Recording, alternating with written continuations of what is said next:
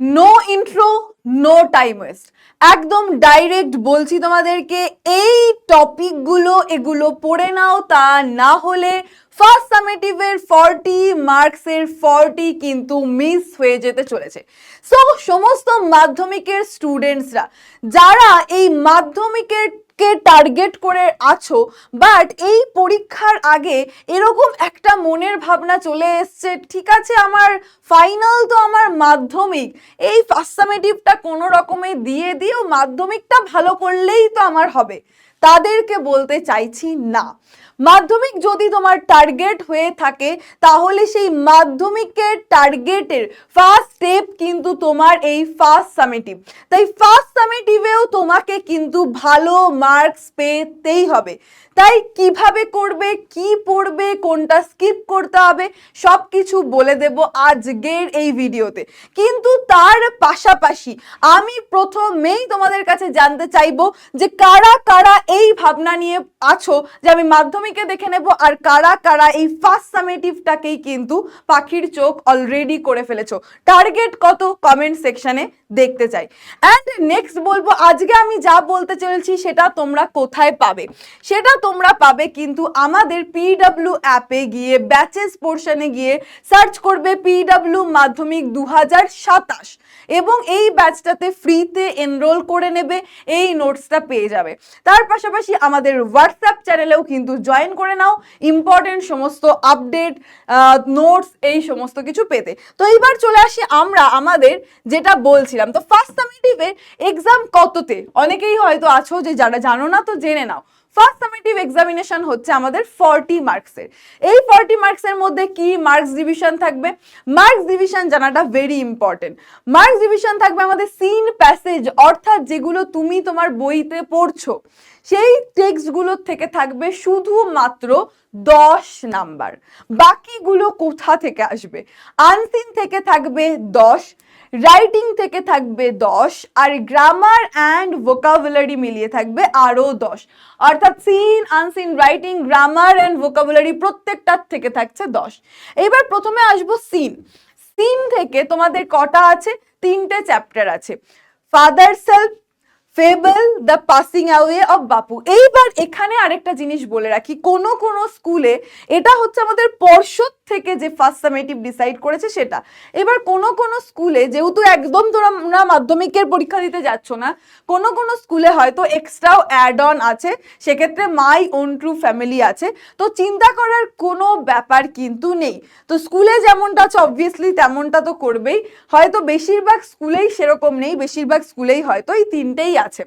তো প্রথমে তোমাকে যেটা করতে হবে যে এগুলোর রাইটার, অথার বা পোয়েটের কি নাম সেটা তোমাকে কিন্তু ভালো করে আজকে এক্ষুনি পড়ে নিতে হবে। ফাদার সেলফ কে লিখেছে, আর কে নারায়ণ। ফেবল কে লিখেছেন, এই কবিতার পোর্শনটুকু তোমাকে তুলে দিল বা গোটা কবিতাটা দিয়ে দিল, বললে এটা কোথা থেকে নেওয়া হয়েছে এবং নাম কি পোয়েটের, এই প্রশ্ন কিন্তু ভালো করে করে নিতে হবে। তাহলে ফেবল কে লিখেছে, রালফ ওয়ালডো এমারসন স্যার। তারপর তোমার দ্য পাসিং আউট বাপুকে লিখেছেন Nayantara Sahgal. My own true family যদি কোনো কোনো স্কুলে থাকে সেক্ষেত্রে কে লিখেছেন, টেড হিউজ। তাহলে এই জিনিসগুলো ফার্স্ট এবং ফর মাস্ট তোমাকে করে নিতে হবে। নেক্সট কোন জিনিসে যাব, এইগুলোর থেকে যদি যেটা সব থেকে মানে আসতে চলেছেই সেটা হচ্ছে 10 মার্কসের মধ্যে তোমাদের ডিভিশন থাকবে ফেবল কবিতাটা। যেহেতু আমাদের ফার্স্ট সামেটিভে একটাই কবিতা আছে তাই ফেবলটা কিন্তু আসবেই, তাই ফেবলটা আজকে এক্ষুনি পড়ে নাও।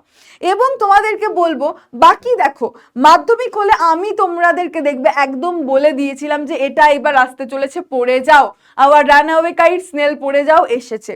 কিন্তু এটা স্কুল, বিভিন্ন স্কুল রয়েছে, বিভিন্ন স্কুলে বিভিন্ন রকম জায়গা থেকে দিতে পারে। তো সেক্ষেত্রে বলবো ফাদার সেলফও দিয়ে দিতে পারে, দ্য পাসিং অ্যাওয়ে অফ বাপু দিয়ে দিতে পারে।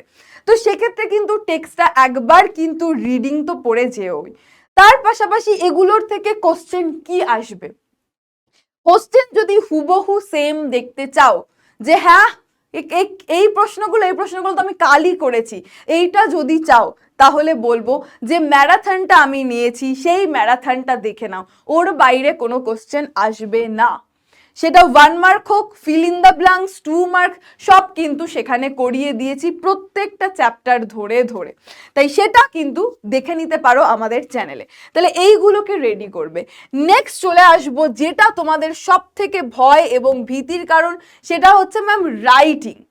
রাইটিংটা কিন্তু শুধুমাত্র ফার্স্ট সামেটিভ বলে না, রাইটিং থেকেই আছে মাধ্যমিকে 30 মার্কস, সব থেকে বেশি নাম্বার। এবার ফার্স্ট সামেটিভের ক্ষেত্রে কি হচ্ছে, তোমাদের রাইটিং বিভিন্ন স্কুলে কিন্তু বিভিন্নটুকু রেখেছে। কোনো স্কুলে লেটার, নোটিশ, রিপোর্ট রেখেছে, কোনো স্কুলে হয়তো লেটার, স্টোরি রাইটিং, নোটিশ রেখেছে। কিন্তু বিভিন্ন স্কুলে যেহেতু বিভিন্ন, তো আমি এভারেজ বেসিসে সমস্ত রকম রাইটিং টপিক থেকেই তোমাদেরকে বলে দিচ্ছি। তো রাইটিং এর ক্ষেত্রে ফার্স্ট সামেটিভে তোমার স্কুল যেটা তোমাকে বলেছে, যেটা সাজেস্ট করেছে, যেটা লিখিয়ে দিয়েছে বা যে টপিকগুলো ডিসকাস করেছে, সেগুলোকে আগে তৈরি করে নাও। দেন যেটা আমরা স্কিপ করতে পারবোই না, আমি মাধ্যমিকে সেই 2017 থেকে 2025 পর্যন্ত কোশ্চেন অ্যানালাইসিস করেছি, তোমরা আগে পরের ভিডিওতে তো দেখেছোই। তো সেক্ষেত্রে বলবো যে যেটা তুমি স্কিপ করতে পারবে না সেটা হচ্ছে লেটার রাইটিং। লেটার রাইটিংকে আমরা একদমই স্কিপ করতে পারি না। তো তোমার যদি ফার্স্ট সামেটিভও টার্গেট হয় তো লেটারটাকে আগে করে নাও। লেটারের কি করব? লেটারের ক্ষেত্রে সবার আগেই যেটা বলবো সেটা হচ্ছে লেটারের ক্ষেত্রে স্ট্রাকচার। লেটারের ক্ষেত্রে তোমাদের দুটো ভাগ আছে, এক হচ্ছে ফর্মাল লেটার আর হচ্ছে কি, আর হচ্ছে informal letter, right? Formal letter আর ইনফর্মাল লেটার। তো এই ফর্মাল লেটার আর ইনফর্মাল লেটারের স্ট্রাকচার যেটা, সেই স্ট্রাকচার কিন্তু আগে করে নাও। স্ট্রাকচারেই রয়েছে আসল নাম্বার। তুমি হয়তো ভাবো যে বডি অফ দ্য লেটারেই না লিখতে পারলে আমি হয়তো মার্কস পাবো না, সেটা কিন্তু নয়। আগে তুমি এই ফর্মাল লেটার আর ইনফর্মাল লেটারের স্ট্রাকচারটা করে নাও। ফর্মাল লেটারে আমাকে আগে রিসিভার্স অ্যাড্রেস দিতে হবে, ডেট দিতে হবে, ডেটটা কেমনভাবে লিখতে হবে, সাবজেক্টটা কেমনভাবে লিখতে হবে, স্যালুটেশন, থ্যাঙ্কিং ইউ, ক্লোজিংটা কিভাবে হবে, ভালো করে করে নাও। ইনফর্মাল লেটারের ক্ষেত্রে আমার সেন্ডার্স অ্যাড্রেস কিভাবে লিখতে হবে, ডেট কিভাবে লিখতে হবে, স্যালুটেশন কিভাবে লিখতে হবে, লাস্টে এন্ড কি করে করতে হবে, রিসিভার্স অ্যাড্রেস কিভাবে দিতে হবে। আগে এই লেটারের ক্ষেত্রে আগে তুমি স্ট্রাকচারটাকে করে নাও, তাহলেই কিন্তু তুমি কতগুলো মুখস্থ করবে বলো? তুমি যদি মুখস্থ করার পিছনে ছোট, কত তুমি মুখস্থ করবে? আগে স্ট্রাকচার করে নাও। এবার ফর্মাল লেটারের মধ্যেই পড়ছে আমাদের এডিটোরিয়াল লেটার। এডিটোরিয়াল লেটারের ক্ষেত্রে কিছু টপিক বলে দিচ্ছে যে আউটব্রেক অফ ডেঙ্গু, ডেঙ্গু ছড়িয়ে পড়েছে। তাহলে dengue, bad condition of hospital or roads, reckless driving, price hike of essential commodities, এই টপিকগুলোর ওপর কিন্তু করে নাও। নেক্সট যেটা বলবো যে ফর্মাল লেটারের আর কি হতে পারে, দেখো ফর্মাল লেটারের স্ট্রাকচার জানা থাকলে, একটা দুটো প্র্যাকটিস করা থাকলে তুমি এমনিই কিন্তু করতে পারবে। তো ফর্মাল লেটারের ক্ষেত্রে leave of absence very common. তার পাশাপাশি কি লেটার টু পোস্টমাস্টার, তারপর তোমার কোনো চিঠি আসার কথা আসেনি, যেটা দেখবে তোমাদের টেক্সট বইয়েও আছে। Additional reference book in the school library, school লাইব্রেরিতে অ্যাডিশনাল যাতে আরও রেফারেন্স বুক অ্যাড করে। তার পাশাপাশি to increase recess time, tiffin ব্রেকের টাইমটা যাতে আরেকটু বাড়ায়, এই জিনিসগুলোর ওপর করে নাও। তাহলে ফর্মাল লেটার বা এডিটোরিয়াল লেটার খুব ভালো করে নাও। নেক্সট আসছে ইনফর্মাল লেটার। ইনফর্মাল লেটার তোমরা জানো, ইনফর্মাল লেটারের ক্ষেত্রে তুমি তোমার বাবা বা তোমার বন্ধু বা তোমার দাদা বা ভাই বোন যাকেই চিঠি লিখছো কিনা, কিছু কমন টপিক রয়েছে যেগুলো কি, যে তুমি your plan to spend summer vacation, সামনে যেহেতু সামার ভ্যাকেশন আসছে, তোমার কি প্ল্যান, বা তোমার প্রিপারেশন অফ এক্সাম, তোমার মাধ্যমিক এক্সামিনেশনের কি preparation, visit to a place, তুমি কোথাও একটা ঘুরতে গেছিলে সেই জিনিসটা নিয়ে লেখো। এর পাশাপাশি নিউজ পেপার রিডিংটাও কিন্তু করতে হবে। তার পাশাপাশি কি, মনে করো তুমি ভিজিট টু আ প্লেসের বদলে পার্টিকুলারলি জগন্নাথ ধাম গেছিলে। তার পাশাপাশি not to use mobile phone, এই মোবাইল ফোন, আগে আসতো টিভি, এখন হচ্ছে মোবাইল ফোন, সোশ্যাল মিডিয়া, এই রিলেটেড জিনিসগুলো নিয়ে কিন্তু, বা রাস্তায় যেতে যেতে ফোন ইউজ করবি না, এই ধরনের জিনিসগুলো নিয়ে কিন্তু টপিকটাকে রেডি করে নাও। But structure very important. যদি জানতে চাও কিভাবে লিখতে হয়, এগেইন বলবো ম্যারাথনের ভিডিওটা কিন্তু দেখে নিও। নেক্সট লেটার রাইটিং এর পরে আমি যেটা বলবো, যেটা তোমাদের জন্যে ইম্পর্টেন্ট বলবো, সেটা কি, সেটা হচ্ছে নোটিশ রাইটিং। ওকে, নোটিশ রাইটিং এর কথাটা হচ্ছে বলবো। নোটিশ রাইটিংটা ফার্স্ট সামেটিভে বেশিরভাগ স্কুলের সিলেবাসেই দেখবে এই নোটিশ রাইটিংটাকেই কিন্তু রেখেছে, নোটিশ রাইটিংটাকেই কিন্তু রেখেছে। এক্সেপশন তো আমাদের আছেই। তাহলে নোটিশ রাইটিং এর ক্ষেত্রেও কিন্তু স্ট্রাকচারটা দেখে নাও। আমার ইনস্টিটিউশন নেম কিভাবে লিখতে হবে, নোটিশ কথাটা কিভাবে লিখতে হবে, আমাকে যে টপিকটার উপর লিখতে দিয়েছে সেটা কিভাবে লিখতে হবে, এই জিনিসগুলো, ডেট কিভাবে লিখতে হবে, কি কি জিনিস মেনশন করতে হবে। অ্যান্ড এগেইন রাইটিং মানেই কিন্তু ইংলিশে প্রচুর লিখলে প্রচুর নাম্বার পাবো, এই জিনিসটাকে আগে মাথার থেকে বের করে দাও। তোমাকে সঠিক লিখতে হবে। তুমি স্মল সেন্টেন্স লেখো, শর্ট শর্ট হোক তোমার sentence, but to the point হোক, গ্রামার মেনটেন করে হোক, টেন্স মেনটেন করে হোক। বেশি লিখলে বেশি নাম্বার পাবো, এই জিনিস কিন্তু আমাদের ইংলিশ রাইটিং এ নেই। তাহলে নোটিশ রাইটিং কিভাবে লিখতে হয় একটা দুটো প্র্যাকটিস করলে কিন্তু বাকিগুলো তুমি এমনিই করতে পারবে। প্রত্যেকটা আলাদাভাবে তোমার মুখস্থ করার প্রয়োজন হবে না। তুমি ট্রি প্ল্যান্টেশন প্রোগ্রাম নিয়ে যদি রেডি করে নাও, তুমি ফ্রি আই চেকআপ এমনিই লিখতে পারবে। তবু কিছু ইম্পর্টেন্ট টপিক বলে দিচ্ছি। তাহলে লেটার রাইটিং রেডি করার পর তোমাকে যেটা করে নিতে হবে সেটা কি, সেটা হচ্ছে কি ব্লাড ডোনেশন লেটার রাইটিং এর পর যেটা করে নিতে হবে সেটা হচ্ছে notice writing. Notice writing a tree plantation programme, blood donation camp, free eye checkup, save water, relief fund, এই জিনিসগুলো কিন্তু নিয়ে করে নাও। প্রসেস রাইটিংও কিছু কিছু স্কুলে আছে। সেই প্রসেস রাইটিং এর ক্ষেত্রে তোমাদের ক্ষেত্রে ওআরএস, স্কুল ম্যাগাজিন, এই যে গরমের টাইম আসছে, ওআরএস, স্কুল ম্যাগাজিন, এগুলো আগে করো। তাছাড়া চা, কফি, ম্যাঙ্গো পিকল, এগুলো তো রয়েছেই। স্টোরি রাইটিং, স্টোরি রাইটিং এর ক্ষেত্রে 3 আর্টিস্টের story, farmer and his son, spider king, এই ধরনের যে গল্পগুলো রয়েছে, যে রেলওয়ে ট্র্যাকে তিনটে বাচ্চা কি আম কুড়াচ্ছিল, দিয়ে তখন ট্রেন আসার কথা, অন্য একটা বাচ্চা অন্য ট্র্যাকে ছিল, এই রিলেটেড গল্প। তারপর তোমরা ক্লেভার ফক্স, গোল্ডেন গুজ, এই রিলেটেড যে গল্পগুলো তোমরা অলরেডি শুনে শুনে এসেছো, সেগুলোকে কিন্তু রেডি করে নাও। নেক্সট চলে আসি যদি বায়োগ্রাফিতে। বায়োগ্রাফিতে যে এই যে আমাদের বেঙ্গালি সায়েন্টিস্ট, তাদের ওপর একটু এক্সট্রা ফোকাস করো। তাছাড়া রতন টাটা, সুনিতা উইলিয়ামস, নীরাজ চোপড়া, মানু বাকের, তারপর হচ্ছে ধর্মেন্দ্র, জুবিন গার্গ, এগুলো তো আছে। এবং এগুলো কিন্তু শুধুমাত্র ফার্স্ট সামেটিভ বলছি না। যদি তোমার টার্গেট ফার্স্ট সামেটিভ তো অবভিয়াসলি, কিন্তু তোমার টার্গেট যদি মাধ্যমিক হয়, তোমার হয়তো ফার্স্ট সামেটিভে জাস্ট তোমার স্কুল থেকে দুটো বা তিনটা হয়তো রাইটিং অ্যাড করেছে, তিনটে রাইটিং, যে এইগুলোর মধ্যে থেকে একটা তোমাকে করতে হবে। বাট মাধ্যমিকে তোমার সব থাকবে, এই রাইটিংগুলো তোমাকে আলটিমেটলি করতেই হবে।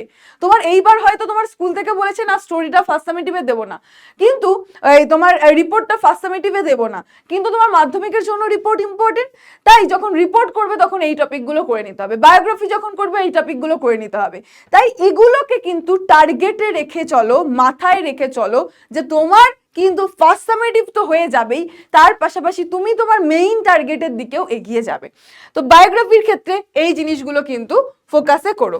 নেক্সট চলে আসবো হচ্ছে প্যারাগ্রাফ বা কিছু কমন টপিক। কিছু কমন টপিকস, যে টপিকসগুলো আমরা শুধুমাত্র প্যারাগ্রাফের ক্ষেত্রে না, যেগুলো তোমার লেটারের ক্ষেত্রেও কিন্তু ইম্পর্টেন্ট। যেমন news paper reading. News paper reading নিয়ে তোমার বলতে পারে যে ভাইকে বলো নিউজ পেপার রিডিং এর কি উপকারিতা, তার পাশাপাশি benefits of news paper reading. এছাড়া যে science, sports, benefits of exercise, এই জিনিসগুলোকে কিন্তু করো। Sports related, exercise, science related.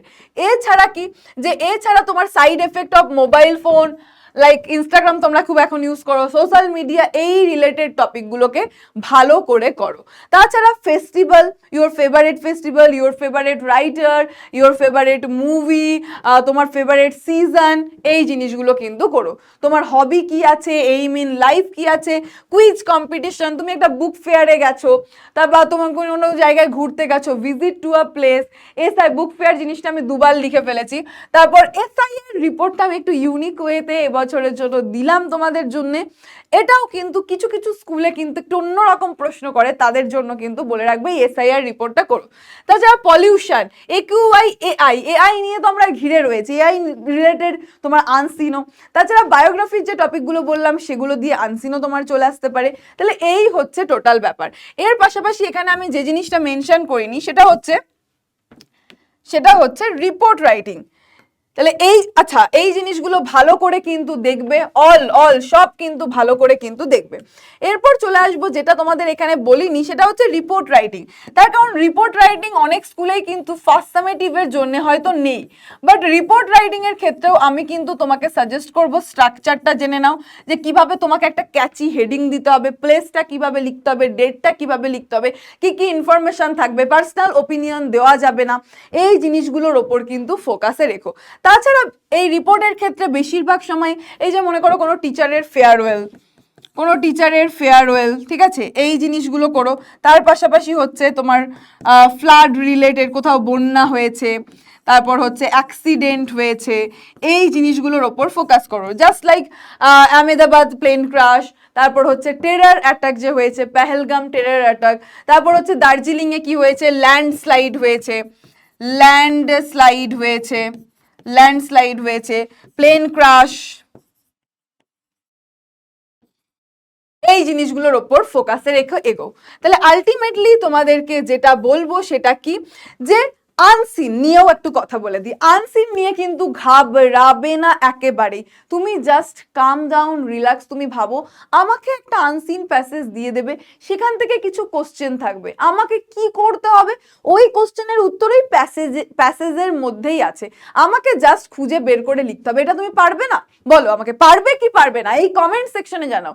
নিজে কিন্তু এই কনফিডেন্সের সঙ্গে যাও, একটা কিন্তু আনসিন বাড়ি থেকে একটু প্র্যাকটিস করে যাও, ঠান্ডা মাথায় পরীক্ষা দিও, প্রথমে সিনটাকে করে নিও, তারপর গ্রামার রাইটিং করে তারপর দরকার হলে আনসিনে আসতে পারো, বাট ইটস টোটালি তোমার ওপর। সো মাই ডিয়ার স্টুডেন্টস, তোমাদের সকলকে বলবো থ্যাংক ইউ, খুব ভালো করে এক্সাম দাও। আর এই ফার্স্ট সামেটিভে কার টার্গেট 40-তে 40 বা কার কত টার্গেট, কে এই ফার্স্ট সামেটিভটাকে শুধু ফার্স্ট সামেটিভ হিসেবে নিচ্ছ না, তোমার ফার্স্ট স্টেপ হিসেবে নিচ্ছ এই মাধ্যমিকের জার্নিতে, সেটাও কিন্তু জানিও। এবং তোমাদের স্কুল থেকে কোন কোন রাইটিং গুলো মেনশন করেছে ফার্স্ট সামেটিভে বা কি লিখিয়েছে, সেটাও কিন্তু এই কমেন্ট সেকশনে জানিও। আমি দেখতে চাই আমার মাধ্যমিক অ্যাসপিরেন্টসরা কতটা সিরিয়াস তাদের ফার্স্ট সামেটিভ নিয়ে, তাদের টার্গেটটা কত 40-তে, সেটা কিন্তু জানিও। অ্যান্ড লাস্টলি তোমরা জানো যেটা আমি বলে সবসময় শেষ করি, সেটা হচ্ছে ব্রেক আ লেগ, অর্থাৎ কি, বেস্ট অফ লাক। তাহলে সিন, আনসিন, গ্রামার, রাইটিং সব করে যাও, 40 আউট অফ 40 গ্র্যাব করে নিয়ে চলে এসো। চলো, thank you, take care and tata.